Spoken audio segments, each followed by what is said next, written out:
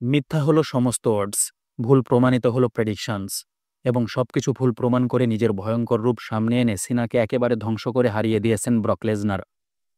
Odds এবং প্রেডিকশনে বারে বারে বিজয়ী হিসাবে জন সিনাকে দেখানো হয়েছে, তবে বিশ্লেষকরা বারে বারে বলছিল ব্রক কেন বিজয়ী হবেন। যাই হোক, ম্যাচে দুজনের আগমন ছিল দারুণ, বলা যায় অসাধারণ একটা ব্যবস্থা করা হয়েছিল। বিশেষ করে সিনার আগমন স্পেশালি ছিল।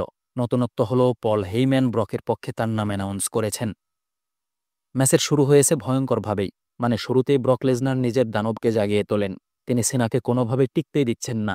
প্রতি মুভ সিনাকে হজম করতে হয়েছে, যেখানে সুপ্লেক্সের মতো মুভ তো আছেই, এছাড়া পাওয়ার স্ল্যামও ব্যবহার করেছেন ব্রক লেসনার, মানে হ্যাভিওয়েট মুভ ব্যবহার করেছেন, যেটা তিনি শুরুর দিকে ব্যবহার করতেন।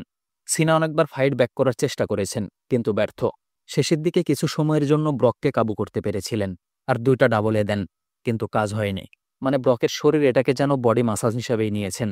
এরপর সিনাকে পরপর 4টা F5 দিয়ে ব্রক লেসনার জিতে যান। এই ম্যাচের বিশ্লেষণ যদি বলেন তাহলে প্রথমেই বলতে হবে এই ম্যাচটা কোনোভাবেই আশা পূরণ করেনি। বিশেষ করে সময় এবং পারফর্ম দুটোই বাজে ছিল।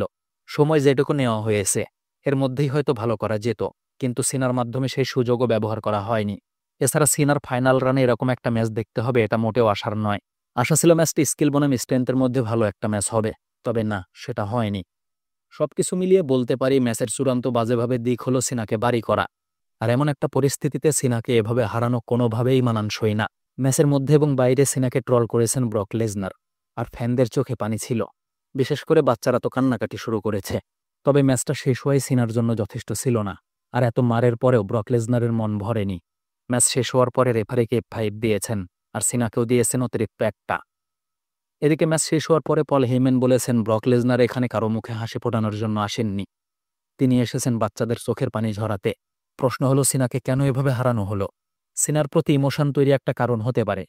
ম্যাচের শুরু থেকে শেষ পর্যন্ত সিনা হারের আগ পর্যন্ত পুরো গ্যালারি সিনার নামে চ্যান্ট করেছে, যেখানে বলা চলে ফাটিয়ে ফেলেছে গ্যালারি। শুরু থেকে যখন বাচ্চাদের গেটের কাছে রেখে সিনা রিংয়ে ওঠেন, তখনই নিশ্চিত ছিল সিনার প্রতি আজকে বাচ্চাদের চাহিদা একটু বেশিই হবে।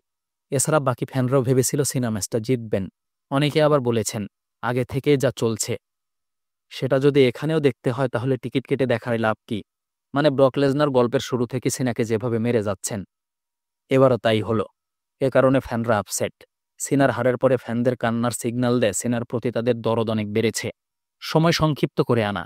জন সিনা এবছরের শেষে, মানে ডিসেম্বরে তার শেষ ম্যাচ খেলার কথা বলেছিলেন, তবে কোম্পানি এখন পর্যন্ত তার ক্ষেত্রে যে সিদ্ধান্ত নিয়েছে সেগুলো মোটেও পছন্দের নয়। ম্যাচগুলো যেরকম হওয়ার দরকার সেরকম হচ্ছে না। একই সঙ্গে ম্যাচের মধ্যে সিনার ক্যারেক্টার পরিবর্তনের বিষয়গুলো ফ্যানরা মেনে নিচ্ছে না। ফলাফলস্বরূপ ফ্যানরা সম্ভবত তার শেষ ম্যাচের জন্য এত দেরি করবে না। সবাই হয়তো দ্রুত সিনাকে অবসরে পাঠানোর জন্যই দাবি করবে, আর কোম্পানি সেটাই করবে। রিম্যাচ। সিনা এবং ব্রক এর আগে গল্প শুরু করলে সেখানে কমপক্ষে 2টা ম্যাচ খেলেছেন, আর এবারও এই ম্যাচের পরে সিনা আরেকটা ওপেন চ্যালেঞ্জ করবেন ব্রক লেসনারের লক্ষ্যে। ব্রক সেটা গ্রহণ করবেন। বলা হচ্ছে এর পরের ম্যাচে ফলাফল উল্টে যাবে, আর সিনা ম্যাচটা জিতবেন। ম্যাচটা হতে পারে সৌদির কোনো ইভেন্টে। এদিকে আবার অনেকেই বলছেন ব্রককে যেভাবে দেখানো হয়েছে এটা বাস্তবে একজন মনস্টার।